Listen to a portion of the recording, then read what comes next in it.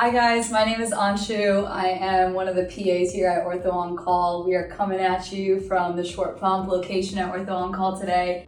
I'm going to be talking a little bit about some tips and helpful exercises for you tennis players out there as we approach the US Open tennis. We are going to start out by talking about a little bit with lower body stuff. So in tennis, hip flexibility is super important, as tennis is like a very high impact sport. You need agility, speed, flexibility, and strength.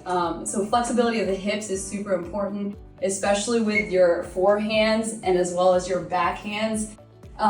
You gotta have your hip flexibility and rotation on par there, just so that you can have that open stance with your forehand and backhand.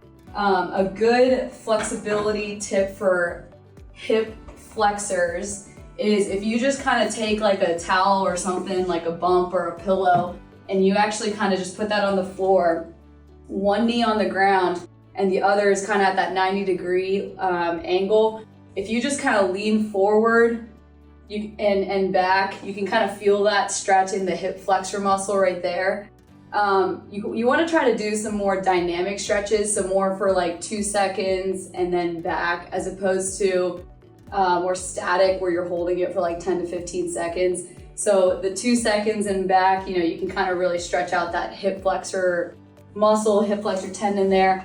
Another pretty good one here is you can actually lay on a table, and you want to be more so on the edge of the table here. And if you lay down, you can actually put that other knee up close to your chest here, and this leg here should actually be fairly flat against the table here at a 90-degree angle. Some people, if you don't have that flexibility, your leg may raise up like this, and that means you might have some tight hip flexors.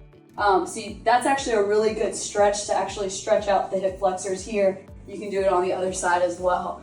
As far as for tennis goes, a lot of people think that power and strength comes from upper body, which it does, but a lot of it actually comes from like your glutes, your hamstrings, and your quads. So some other exercises that you can kind of work on is some lunges. So lots of different types of lunges that you can do.